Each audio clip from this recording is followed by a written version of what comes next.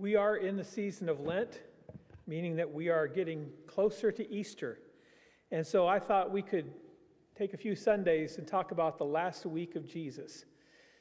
You know, they say that the Gospels really aren't a biography, because a biography basically tells a story of somebody's life.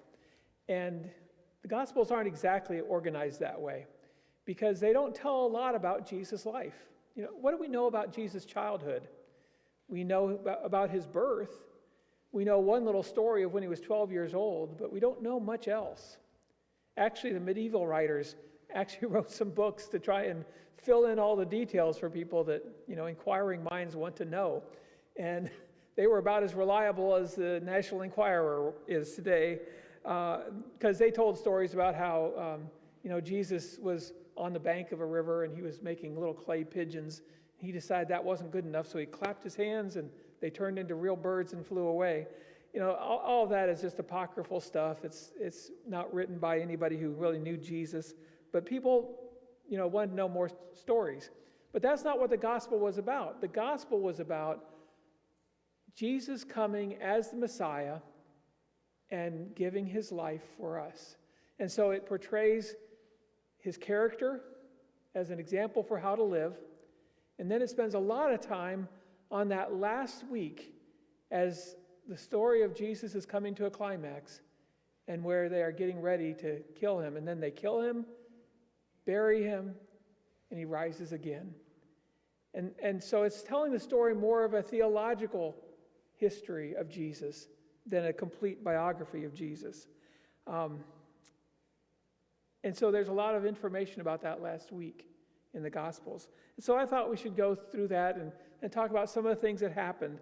And in one of them, in Matthew chapter 22, we have some stories about Jesus interacting with the Pharisees and the Sadducees. Those were the two parties in the religious and political life of the people of Israel. Could we say maybe that the Pharisees were the Republicans and the Sadducees were the Democrats? I know I'm walking on dangerous territory here. Not in every way, but in some ways they were like that. The Pharisees were the country people.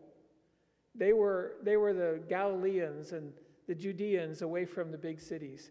The Sadducees had their power center right in Jerusalem, especially at the temple. The Pharisees were the more religious of the group.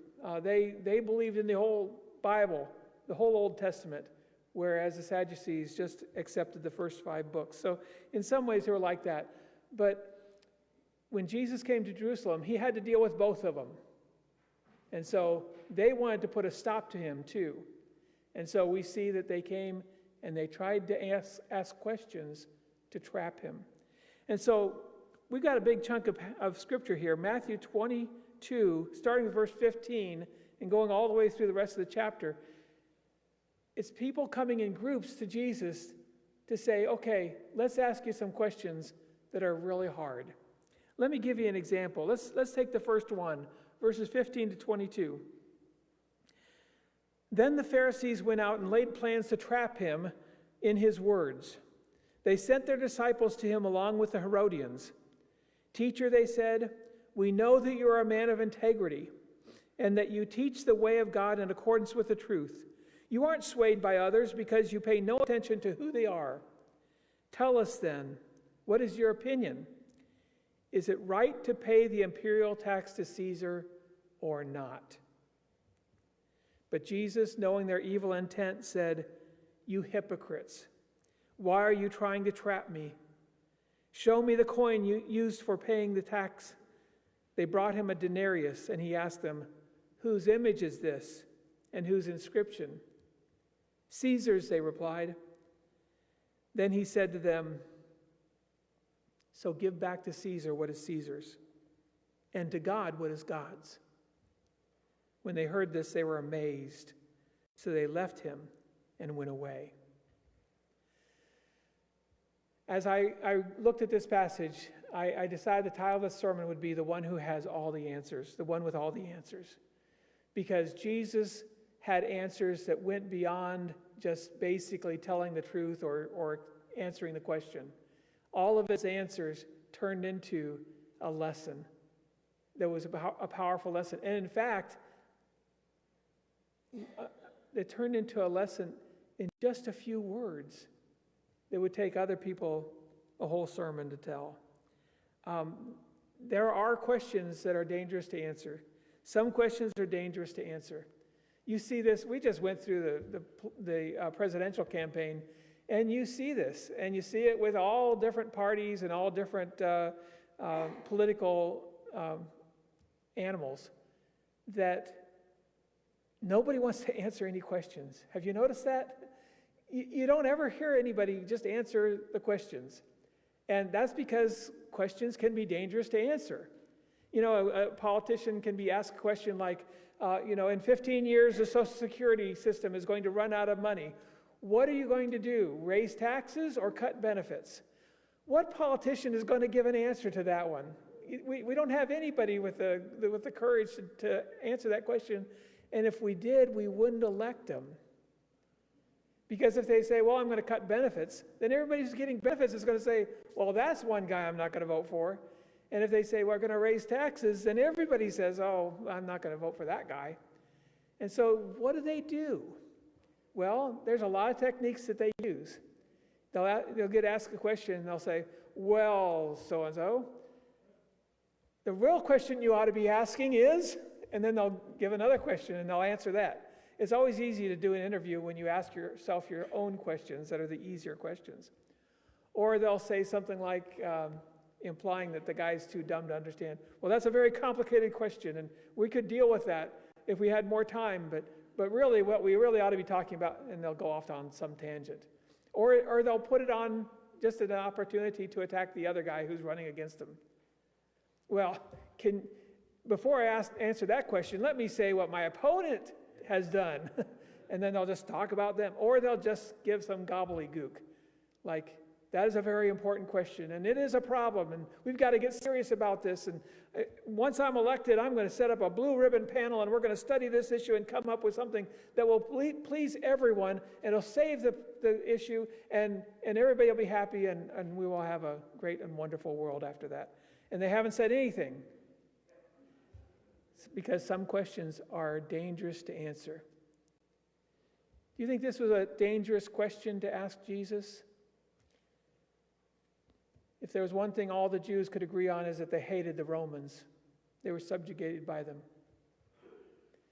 And a lot of religious people would have said, we shouldn't be paying taxes to Rome.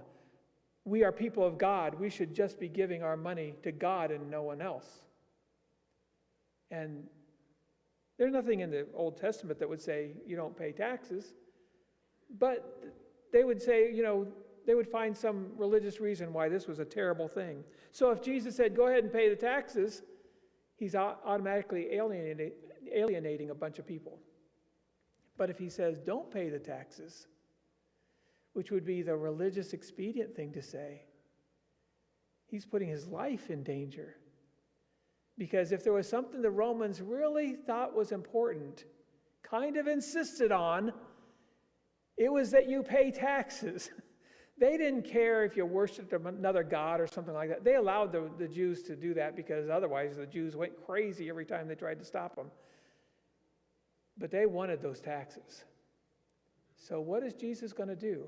And notice how they ask the question. We know that you tell the truth and you don't care what anybody else says and you don't care what the dangers are. You don't care who opposes you. You'll give us a clear answer.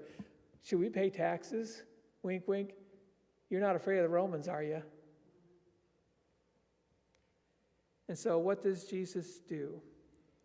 Jesus doesn't say, you'd think there's a dichotomy. Yes, you should pay your taxes. No, you shouldn't pay your taxes. But Jesus doesn't leave it at that. And I've always thought this is a hallmark of Jesus' teaching. He is deeper than you would ever expect.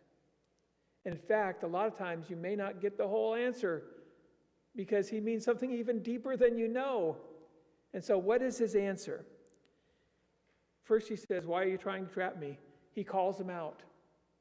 I know what you're doing. And he says, give me a coin. And somebody gives him a coin. I always wonder if he gave it back. Well, that's a good trick if he doesn't. He says, show me the coin used for paying the tax. And they gave him a denarius, a day's wages. And he says, okay, whose face is on it? Whose image is on this coin? And whose inscription? And they said, Caesar's.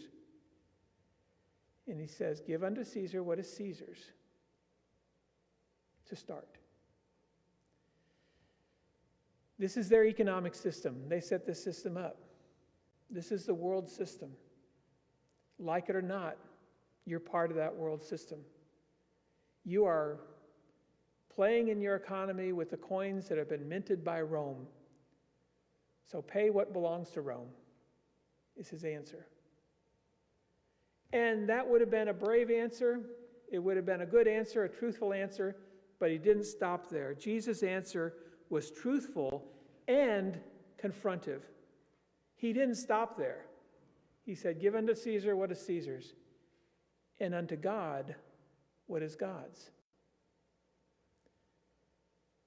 And I've always read that to say, well, that's an interesting thing, a way to put it. That's an interesting answer, because he's saying, we also ought to be giving our tithes to God. We ought to be giving our offerings to God.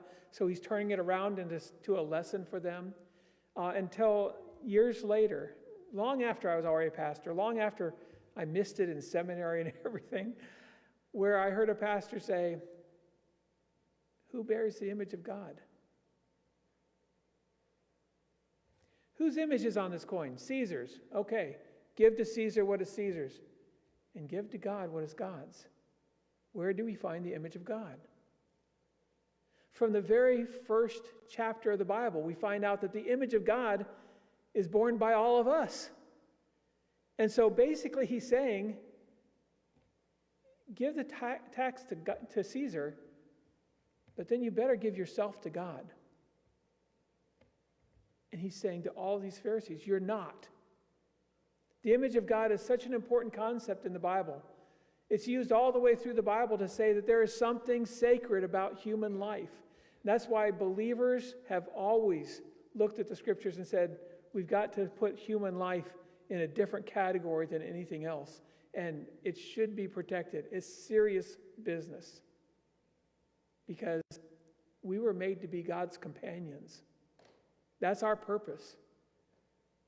To be loved by him and to love him in return. To have fellowship with him. We're supposed to be God's friends.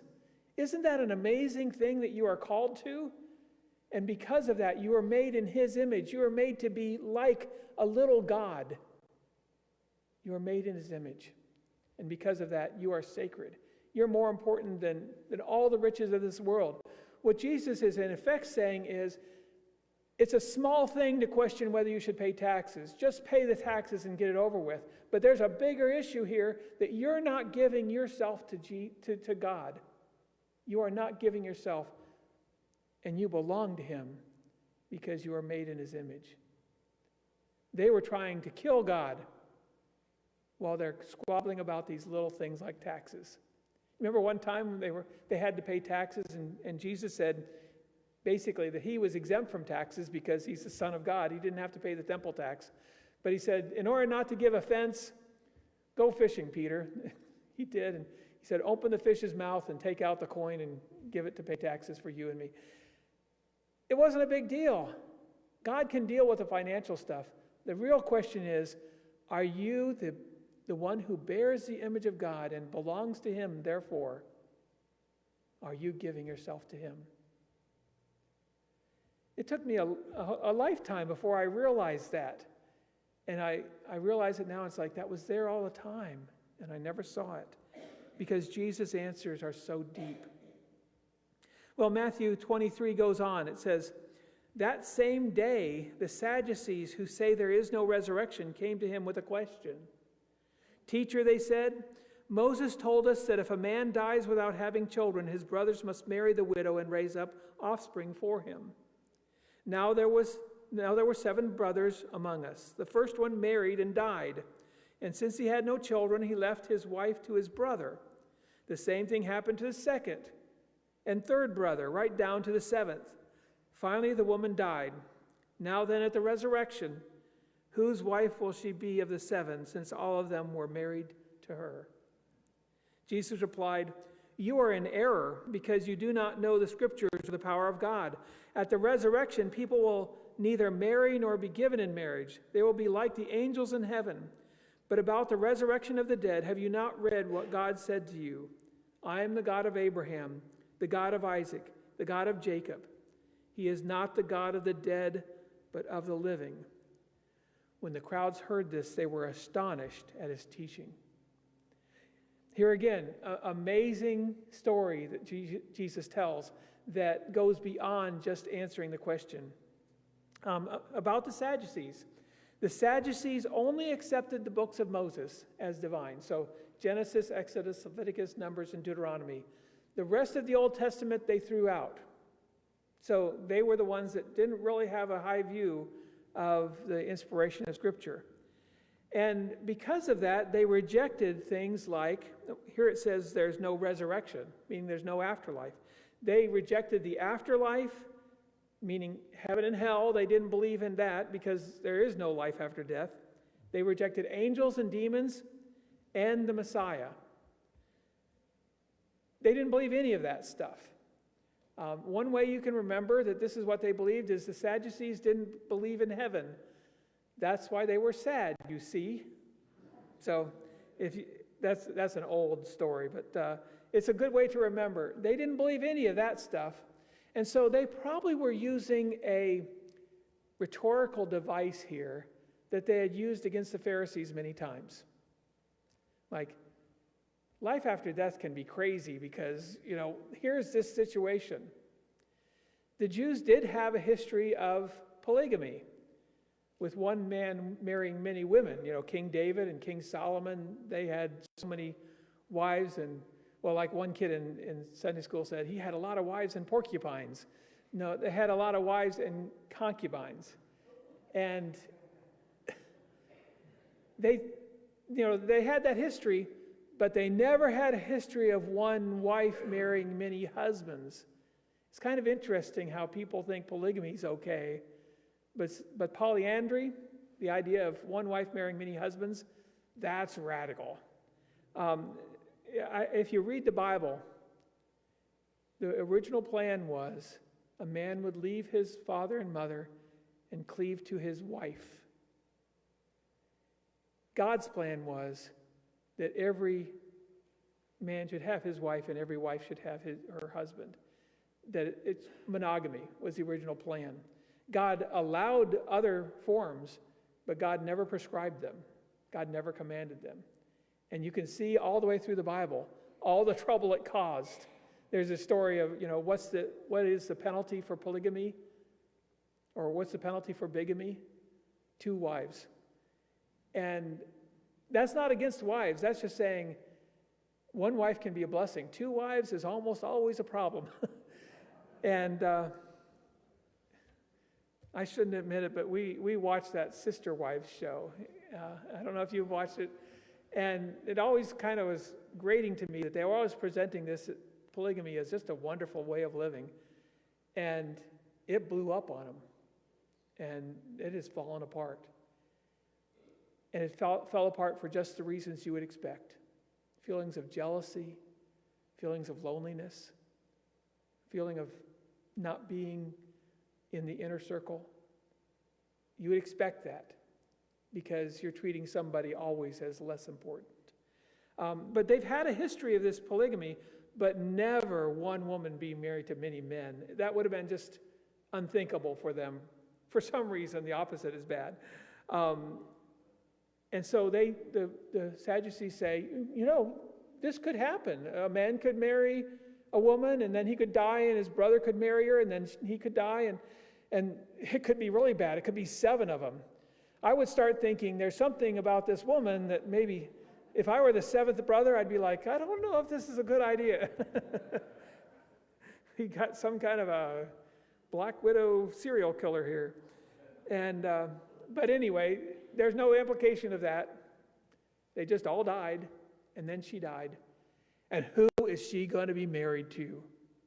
And their idea is, you can't answer this, Jesus, because you believe in the resurrection, and you believe this is possible.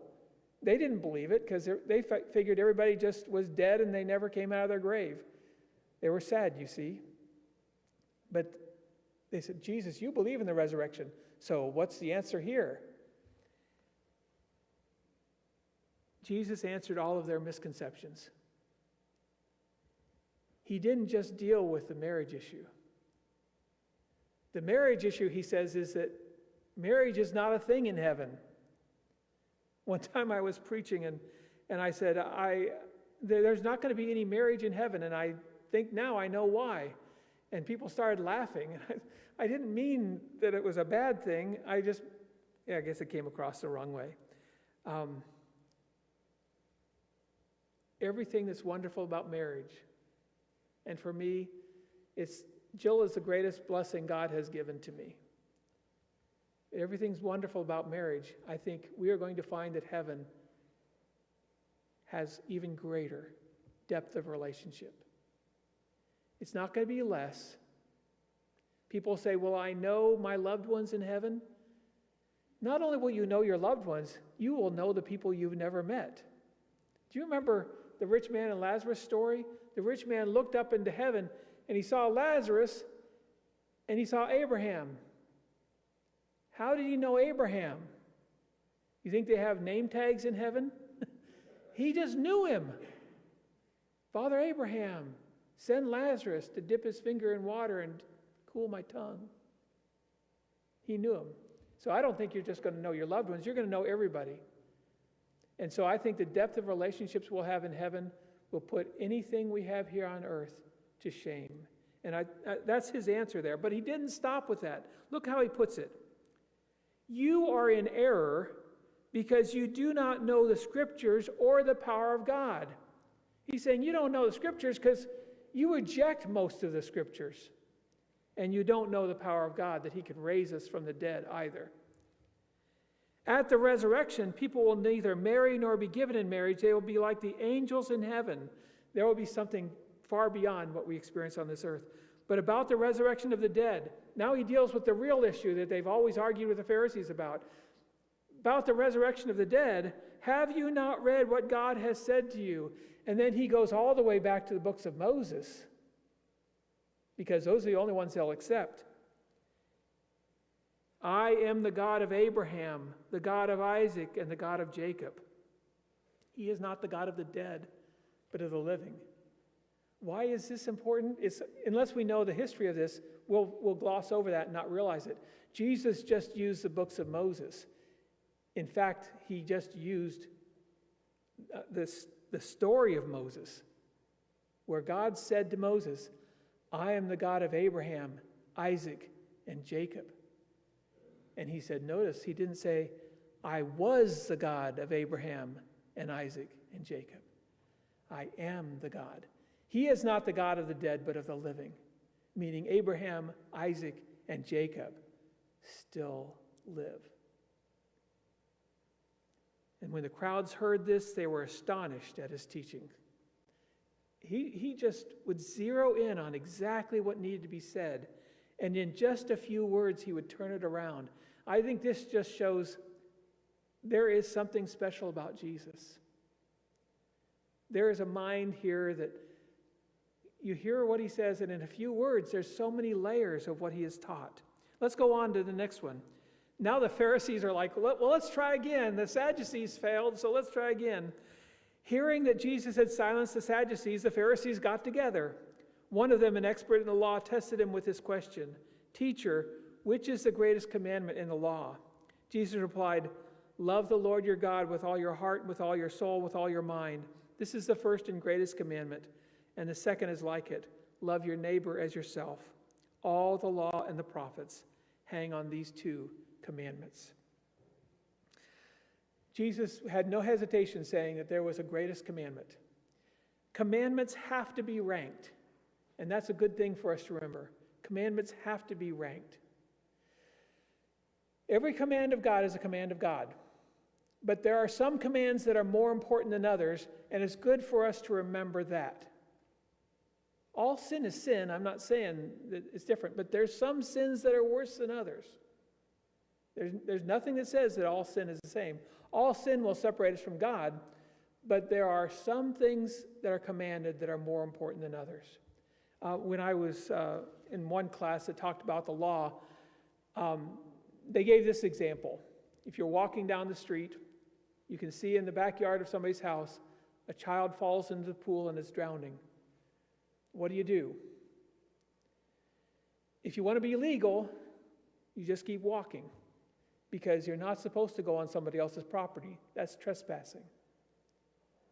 But the law would say there is something far more important than the anti-trespassing laws that work here: human life. Because our Western system of laws is based on the idea that we are made in God's image and we have certain inalienable rights. And among them is the right to life. And so you should cross that barrier. You should go save that child, because the law of anti-trespassing is not as important as somebody's life. So the greater laws can sometimes supersede the lesser laws.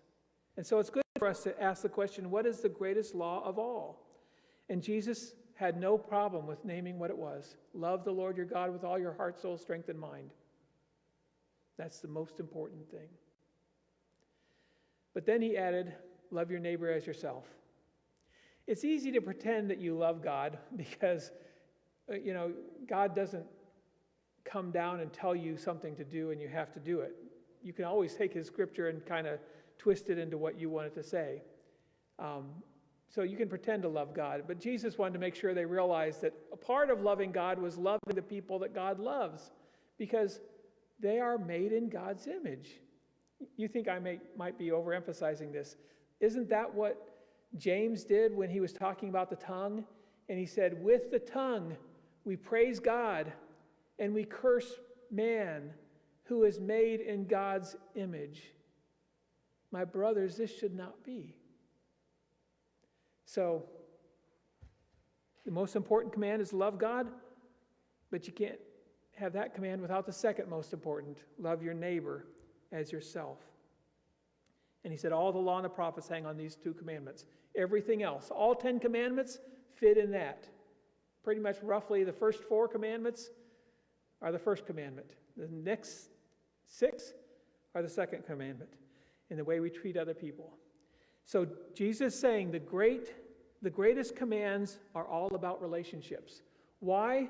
Because you were made to be in God's image, because God wanted to have fellowship with you. So all you were made for is relationship. And so if you fail that, you fail it all.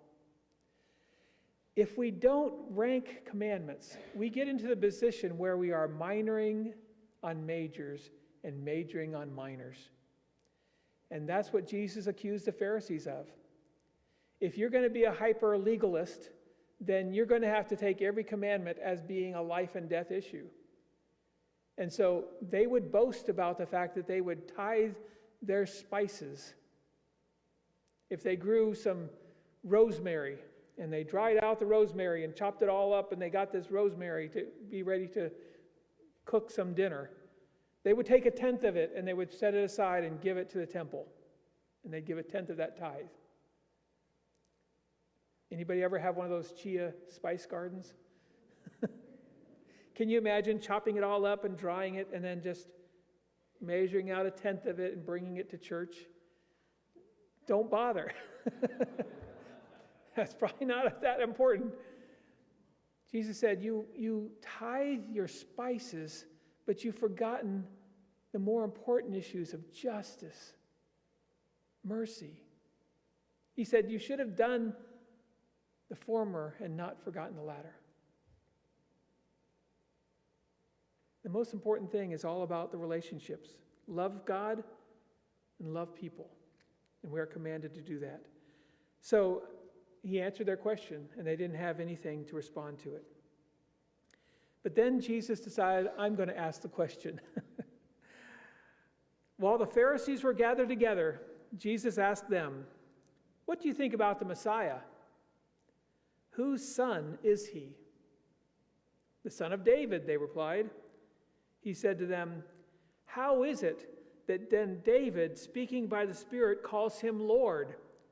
For he says, the Lord said to my Lord, sit at my right hand until I put your enemies under your feet. If then David calls him Lord, how can he be his son?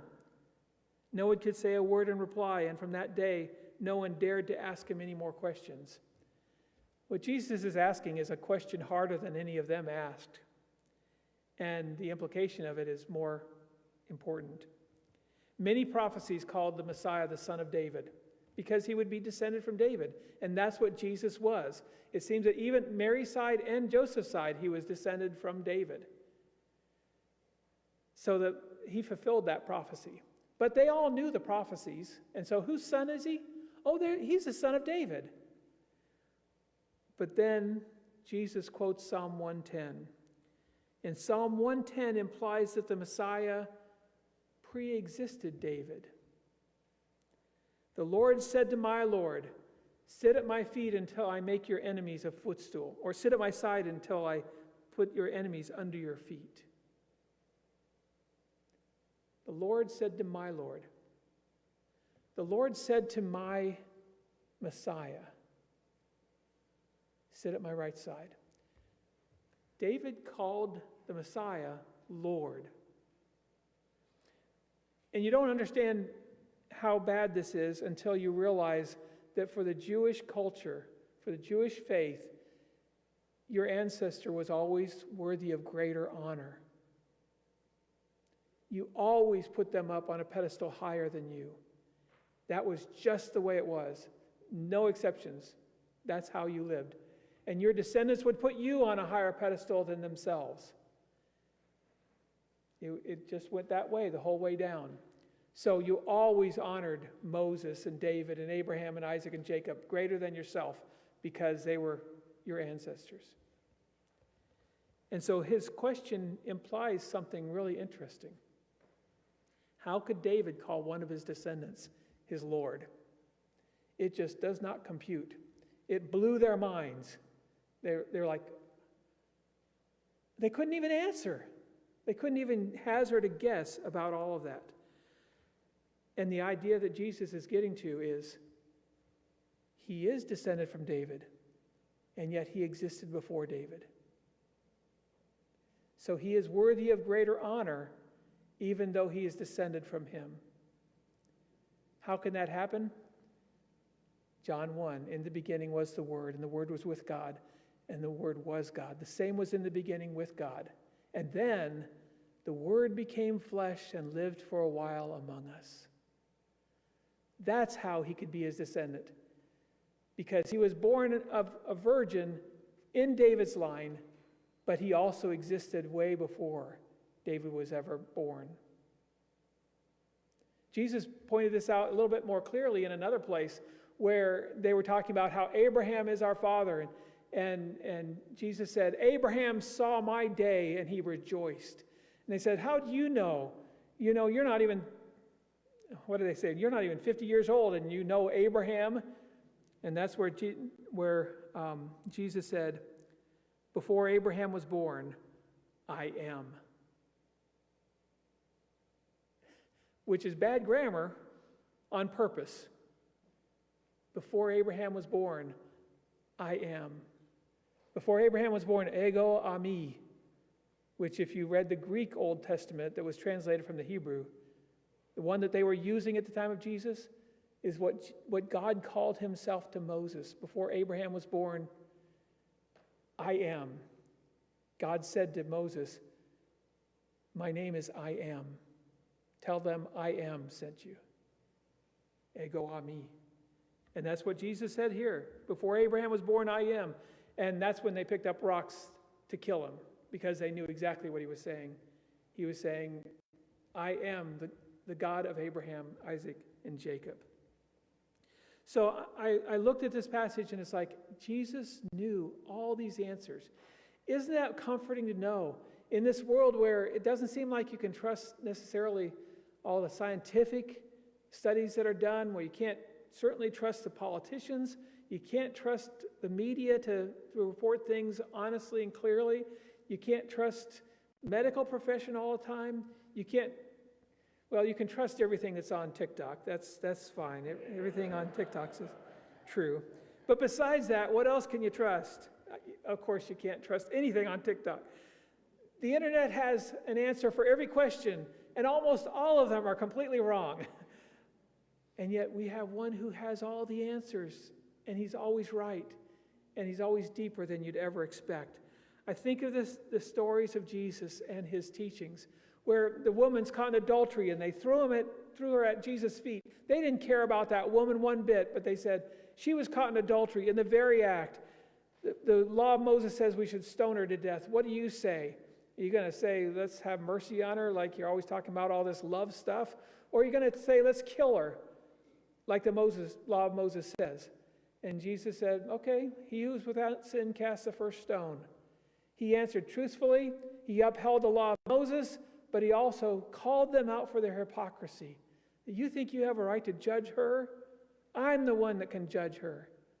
And then he looked at her after everyone else walked away and said, neither do I condemn you. Go and sin no more. He lifted up still the value of righteousness, at the same time showing love. Jesus never minimized sin. Jesus never portrayed it as anything less than life and death destruction. But he showed one thing was always more powerful. Because the greatest command is to love God, and the second is to love your neighbor as yourself. When he told the story of the workers in the vineyards, he told the story of grace and how God can be generous with his love if he chooses to, and he does choose to. When he told the story of the sower, he talked about the wonderful gospel that spread out over all people.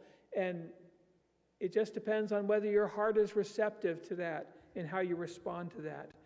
When he told the story of the prodigal son, he told the story of two sons representing the religious people and the people who reject God, the sinners. And they both were wrong because they both thought that their father's love depended on their performance, their obedience. The younger son thought that he'd lost his father's love. The older son thought that he had bought his father's love. And they were both wrong because his father loved them just because they were his sons. There's a deep story there. God doesn't love you when you're obedient to him. He loves you no matter what. You can still walk away and go off to the far country like the younger son did. You may break that relationship, but God doesn't break it. If it's broken, it's because of our sin. And if it stays broken, it's because we don't come back. Because God's love never fails. So in this world where everything's up in the air and we can't trust hardly anything, we can trust him because he has all the answers.